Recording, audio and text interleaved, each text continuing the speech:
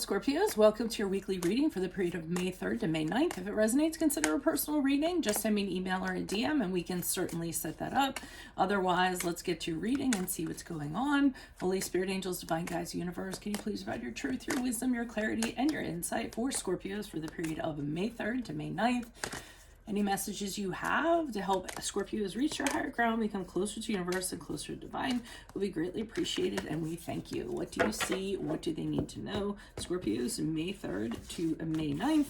Can you please show me general energies for Scorpio? What are the general energies for Scorpio, May 3rd to May 9th? We have the Four of Swords in the upright. Click on the link below for your weekly extra. I will be which will be answering the question, is the person you're with your soulmate? I'm doing something new and featuring the most common questions that people ask advisors. If you have a question you would like answered, please post it in the comments and I might feature it next week. Challenge position, we have the Two of Wands in the reverse. In my playlist are my 2021 Sun Moon predictions. What is your ideal career? What is your compatibility with your partner's sun sign, which is always a work in progress.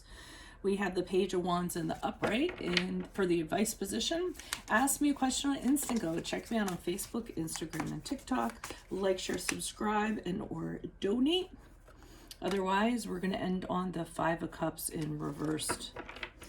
Okay, so what I'm seeing is that you're taking yourself out of a situation, and this could be any kind of situation since it's a general reading. It could be about love, family, career, what have you. So you've kind of decided you need to put some distance between yourself and the situation. Take a time out, so to speak, a breather, gather your thoughts, regroup, re-energize. Maybe the situation you were in was kind of wearing you down, kind of burning you out, and you decide that you need a little rest. Also, and you need seclusion too. Some of you might actually be, for me in my readings, when the Four of Swords comes up, it's a card of therapy, it's a card of counseling, might be the card of actually consulting an advisor or a light worker. So that's what I feel that you're doing, and you're using that time this week to kind of make that happen.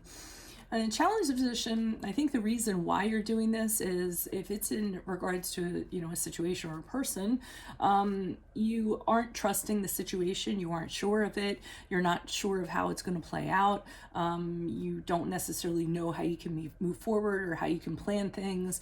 You're really concerned about the things you don't know about. You're concerned about if you're not going to see things that you should, if you overlook something that you should have seen, and because of that, you're kind of holding back, and not entirely sure of moving forward in whatever direction you want to go in.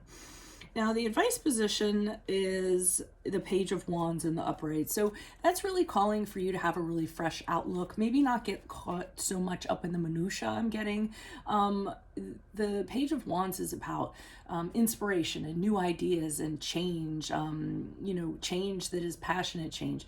A new project, career, investment, new love. It's a very bright, energetic kind of energy. I guess that's kind of, it was kind of repetitive with that, or I forget what the word is, but it's calling for you to just kind of embrace change and look at it in a different way. I really think that maybe it's there's certain aspects of this that are kind of bogging you down that you need to release and kind of look forward and look up and all that good stuff. Just more positivity, so to speak.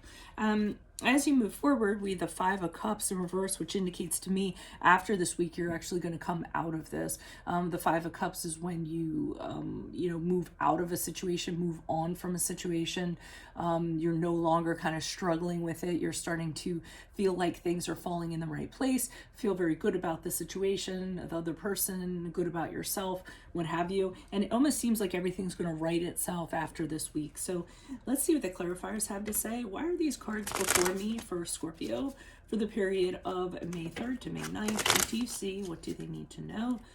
Who are these people? What are these energies in these cards before me? Any clarification would be greatly appreciated. Why is the Four of Swords here in the upright for Scorpios?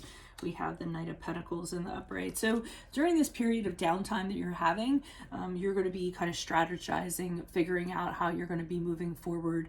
The Knight of Pentacles in the upright, he's an individual who works very hard, usually has a plan, has a strategy in place, makes sure that there's very little risk involved, that everything's very carefully thought out. So that's what you're going to be using the time for, to figure out what your blueprint is going to be in regards to how you're going to proceed forward. Why is this Two of Wands here reversed in the challenge position? Knight of Swords. Okay, so there's something or a situation you can't trust. Knight of Swords is in reverse, by the way, because somebody's talking false truths. So somebody is talking out of the side of their mouth, so to speak. They're saying a lot, but they're not really having anything to show for it. I mean, whatever. The Knight of Swords in reverse to me is like a yapper. What he does is he talks a really good game, or he's really good at opening a sale, but he's not around to close it. The things that he says really don't kind of make sense. You can kind of tell, well, the dots don't really connect here. So there must be someone who's kind of like spouting off at the mouth and, saying things, thinking that, it or intending that that's how they're going to proceed, or telling you that's how things are going to play out, but in actuality that's not what's going to happen. So that's where your fear and your not knowing how to move forward kind of is playing into this. And of course it's going to be whatever situation kind of applies to you. Why is this Page of Wands here in the upright for advice? Who's this person? What's this energy? Okay, we had the Death card in the reverse, which is your card. This card is Scorpio. So that's sort of what I was talking about. They're saying to have a fresh outlook and stop going. I think if you continually go back in this situation and, like I say, get caught up in the little details, or I don't even know if it's little details, but the negative aspects of it, that's what I feel like is going on. You're going back to the flaws and the negative aspects and trying to figure those out and sort those out, and that's kind of getting you kind of hung up. That's preventing you from change, actually. So for some reason you're resisting change. You're caught up in this situation, or this person that's talking things, or whatever it is. I can't quite put my finger on it. You do seem to be reluctant to move out of it, maybe because you're not getting the answers that you want. Maybe somebody's not having ownership or responsibility for things.